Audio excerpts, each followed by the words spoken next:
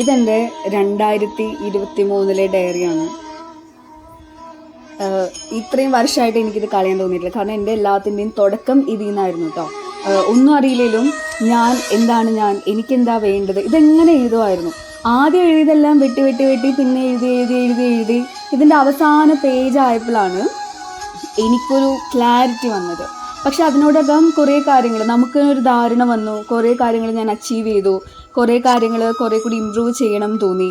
അതിൻ്റെ ഒരു എന്താ പറയുക, ഇതാണ് എൻ്റെ തുടക്കം. അതുകൊണ്ട് ആളിച്ചിരി പ്രായമായിട്ടും കളയാൻ തോന്നിയിട്ടില്ല. എഴുതി വെക്കുന്നത് എന്താണേലും യൂസ്ഫുൾ ആയിരിക്കും. അതിൽ ഒരു സംശയവും വേണ്ട. നിങ്ങൾ ടൈപ്പ് ചെയ്യുന്നതല്ല, പേന പിടിച്ച് കുത്തിരുന്ന് എഴുതുന്നത്. ഇത് ഓരോ വർഷവും ഓരോ ബുക്കാണ്, അതുപോലെ ഓരോന്നിനും ഓരോ ബുക്കാണ്. നിങ്ങൾക്ക് കൃത്യമായിട്ട് എനിക്കിങ്ങനെ വേണം, ഇന്നത് വേണം, ഇന്ന നിലയിലേക്ക് മാറണം, എഴുതിക്കും. എഴുതുന്നതിൽ ഒരു കുറവും വിചാരിക്കണ്ട. അതൊരിക്കലും ഒരു സമയനഷ്ടമല്ല. എന്താണോ വേണ്ടത്, ഇപ്പോൾ അത് എങ്ങനെ എഴുതണം എന്നുള്ളൊരു ചിന്ത, നിങ്ങളുടെ മനസ്സിന് എങ്ങനെയാണോ വിശ്വസിക്കാൻ പറ്റുക ആ രീതിയിൽ അതിനെ ആവർത്തിച്ച് എഴുതുക എന്ന് മാത്രമേ ഞാൻ പറയുള്ളൂ. അത് എപ്പോൾ എഴുതണം, എങ്ങനെ എഴുതണം, അതെല്ലാം നിങ്ങളുടെ ഇഷ്ടമാണ്. സ്വസ്ഥമായിരുന്ന് അത് മനസ്സിൽ കണ്ട് അത് വിഷ്വലൈസ് ചെയ്ത് എങ്ങനെയാണോ വേണ്ടത്, ഒറ്റ കാര്യം മാത്രം നന്ദി പറഞ്ഞുകൊണ്ട് അത് എഴുതുക.